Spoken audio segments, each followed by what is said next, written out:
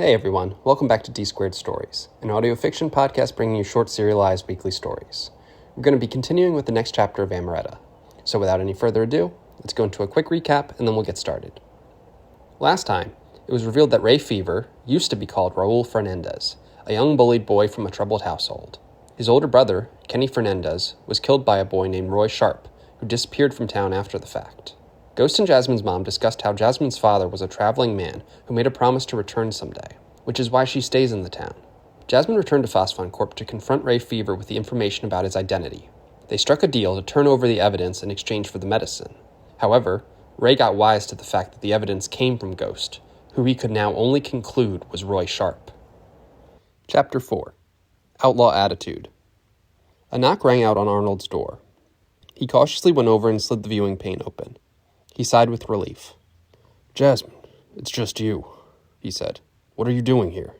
"I got the medicine for Colleen. Let me in," she said. Arnold quickly pulled the door open. Jasmine stepped in and her eyes opened with shock to see Ghost laying down barely conscious on his couch. Jasmine went over to the tattered rug to see him. She put her hand on his forehead. "What's the matter with him? How'd he get here?" she asked. "Found him limping along on my way home from work," Arnold said. "I brought him in but can't quite figure out what's wrong with him. His breathing is very troubled." Kelsey, carrying Colleen, walked into the room to see the commotion. She made a slight gasp as she saw Jasmine. Jasmine, for her part, could only focus on Ghost. She looked at his wound, which was patched up as she had it before. He seemed to have no fever. Colleen started gasping and breathing heavily, almost collapsing out of Kelsey's arms. Jasmine's attention turned. "Quick! The medicine is in this bag!" Arnold took it out and poured a glass of water while Colleen breathed heavily and looked hardly like she could remain conscious. Kelsey held her head upright while Arnold administered the medicine. For the next couple of moments, she still had labored breaths. However, after a little bit, she started to return to normal breathing. Her eyes still closed, but noticeably more relaxed. "Sorry, I let my eyes off her and she was running around again," Kelsey said. "Whenever she gets too excited is when the fits really pick up." Jasmine's eyes lit up. "That's it. Do y'all mind if I take one of those pills?" she asked. "By all means. You're the one who brought him here." Jasmine popped a pill out of its packaging and went over to Ghost. She carefully put the pill in his mouth and manipulated his throat to make him swallow it down. She looked on, waiting a couple of moments, and after a bit of time had passed, his breathing returned normal. Shortly after, his eyes opened. "Where am I?" he asked. "You're in Arnold and Kelsey's house, you rascal," Jasmine tried to say playfully, but she could not quite hide the tears that seemed to well in her eyes. "We're forever grateful to the both of you," Arnold said. "With all this medicine, we'll probably easily be able to help Colleen get to adulthood. Right, Kelsey?" Kelsey fidgeted her fingers nervously. "Jasmine, you shouldn't have done all this for us," she said. "Why? Because you suggested to Ray that you should lock me up?" she asked. Kelsey's eyes widened. She stuttered a bit, trying to come up with a response. "Yeah, I already know. I don't hold it against you. I'm sure my mom would do similarly outrageous things for me, so I get it. But you should know, everyone in this town loves the both of you, and Colleen. They would have done damn near anything for you, and there's no need to turn to such desperate measures."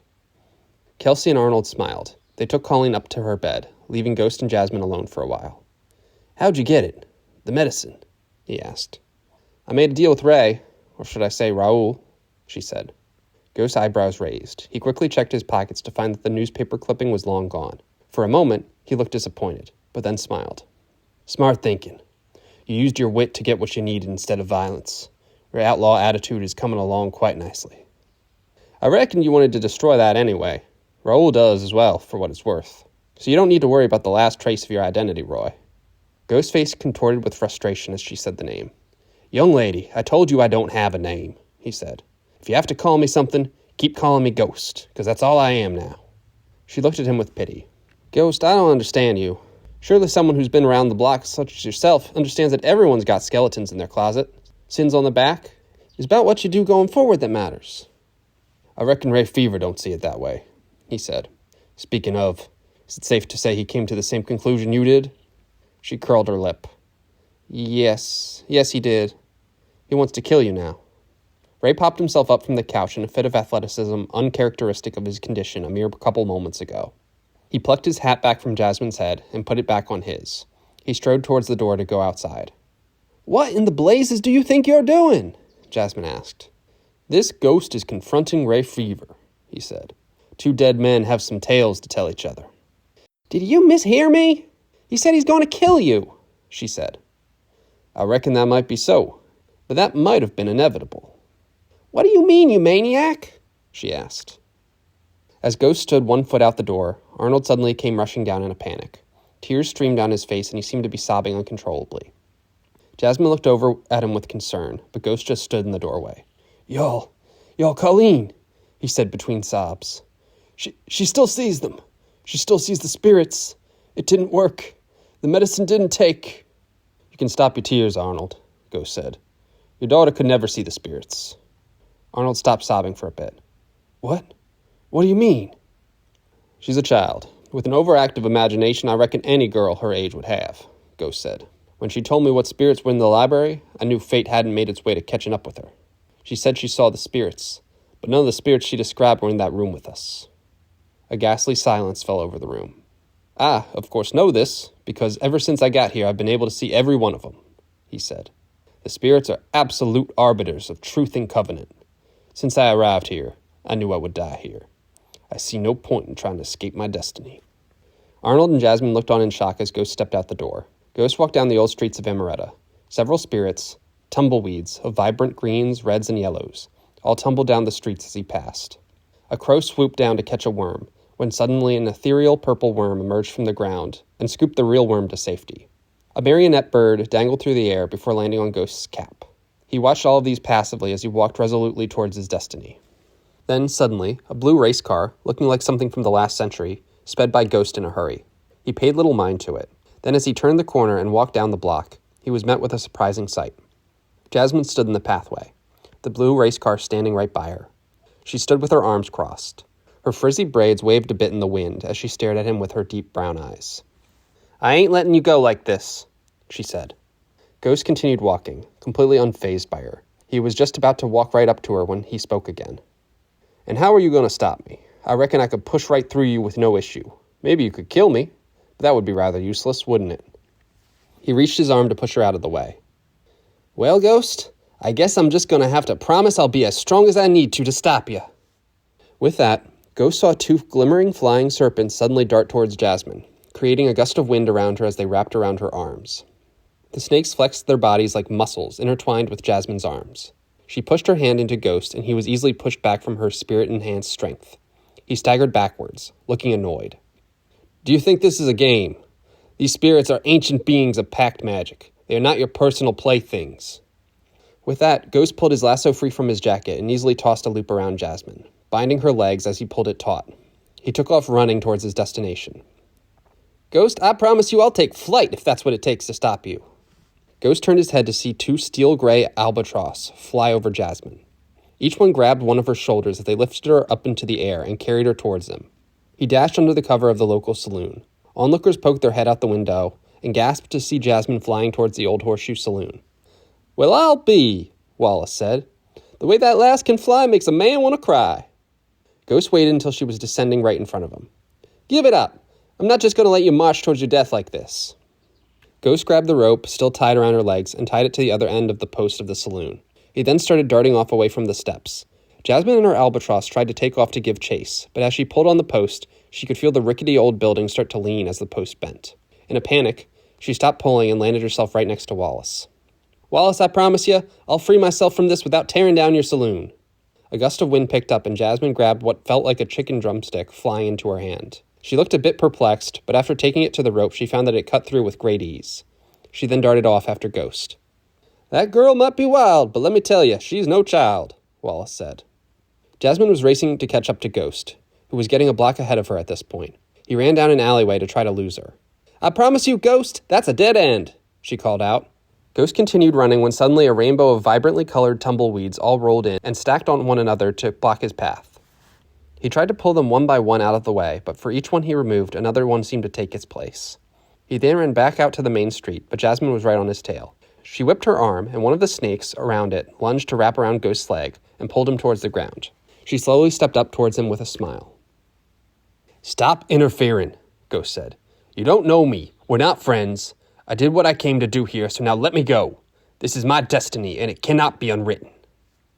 There ain't no such thing as destiny, Jasmine said. No such force of the universe would make a selfless person like yourself die for doing a good deed.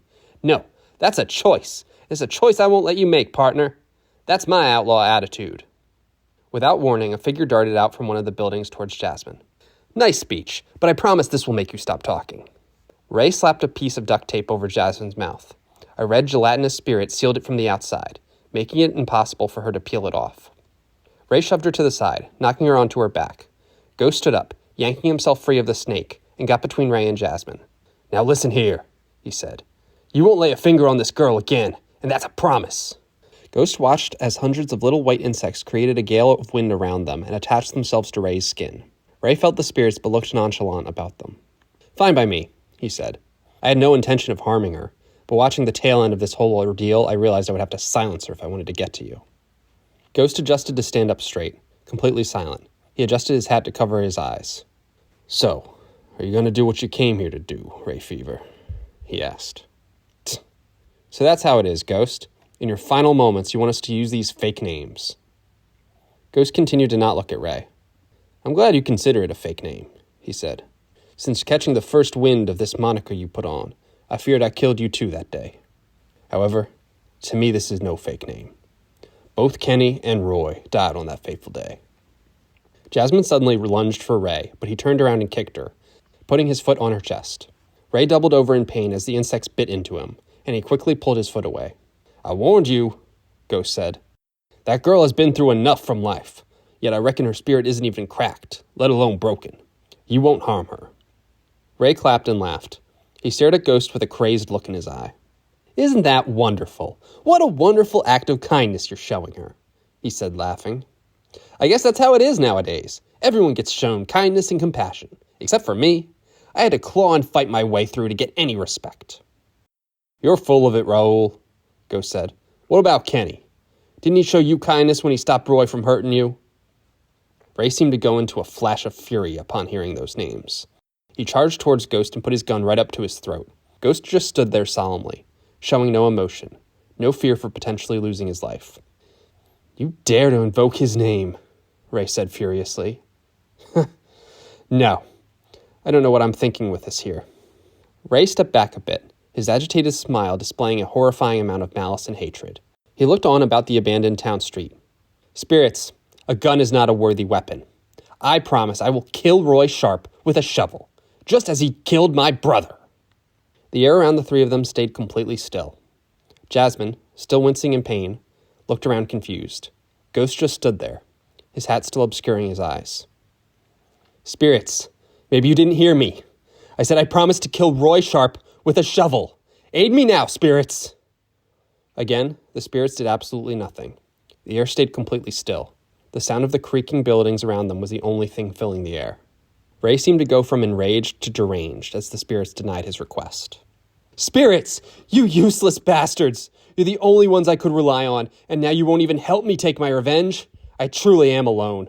Fine. Poetry be damned. I'll just kill him in any way that works. Ray turned around and pointed the gun at Ghost's face. He paused, stunned for a moment. Ghost had lifted his face up, so that his hat no longer obscured his eyes. Ray saw tears were streaming down the grizzled man's face. Ray followed the tears up to Ghost's eyes. He looked into those piercing blue eyes. He saw the eyes that reminded him so much of his own. In that moment, he dropped his gun right out of his hand as he began to cry himself. This can't be. This is some kind of twisted illusion, he said. I'm so sorry, Raoul, the ghost, a man once known as Kenny, said. I'm so sorry, brother. 34 years ago, a young Kenny Fernandez sat in a rickety old sheriff's car. His body was covered in the blood of Roy Sharp. He had lured the young boy out to the outskirts of town, by a road seldom traveled. However, unfortunately for him, or fortunately, depending on how one wants to view it, the old sheriff was passing down that very road to investigate something. He saw the boy, covered in blood, with the shovel in his hand, standing over the other. He cuffed him and put him in the back of his car. After confirming no sign of life in Roy, the sheriff returned to the young Kenny Fernandez. Son, do you have the damnedest idea of what you just did? He asked. Yeah, I killed Roy Sharp, Kenny said. He done said he was going to kill me and my brother, so I beat him to it. The sheriff let out a big sigh. Son, That's not how you respond to something like that, he said. You should have called me. I would have set the whole situation straight. You snuffed a young man's life out.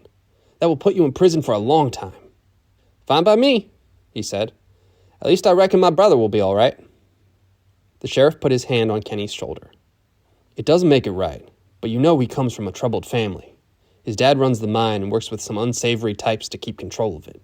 I've been to Roy's home multiple times because of how much his dad has almost beaten him to death. And what of it? Kenny asked. My pa beats me and my brother too. He should have just toughened up and not taken it out on other people. You and your brother stand up for each other, don't you? He asked. Roy's an only child. He never had anyone to stand up for him. No one to show him any kindness. I bet if someone showed him mercy or compassion, he could have been a different man. Maybe so. I reckon it's too late for that now, Kenny said. The sheriff paused for a moment. If you go to prison, Mr. Sharp will have you killed. You know that? He said. So, what of it? He might even go after your brother, too. Kenny's eyes widened. No, please. You can't let that happen, Sheriff. My brother's a kind and gentle soul. He's not like me. He'd never hurt anyone. That's why he can't stand up for himself. There has to be a way to keep that from happening. The sheriff looked pensive for a moment, and then nodded. Here's what I can do for you. I can make it look like you died, rather than Roy. But then, of course, you'd have to leave this town and never come back. You'd have to leave your brother behind. You understand that? Yes, of course. I'd do anything for Raoul. All right. I'll see what I can do, he said. Oh, and one last thing. Yeah, what's that? I'd be a lousy sheriff if I let a murderer run free, so I need you to make me a promise. The spirits, not yet visible to either of them, caused a gust of wind to swirl around them. I need you to promise me you'll never take another life, no matter what. No matter what, you'll never take a life away from the people that care about that person, no matter how nasty you think they are. Kenny nodded. I promise, Sheriff. I'll never take a life again. After Kenny revealed himself to his brother, Ray staggered backwards, nearly falling over as he sobbed incoherently. Kenny continued to stand there, crying silently to himself. Ray banged his fist into the wooden column of a building they were near. There's no way. There's no way, he said. You abandoned me. You left me behind for decades, letting me think you were dead. I had no choice, Kenny said.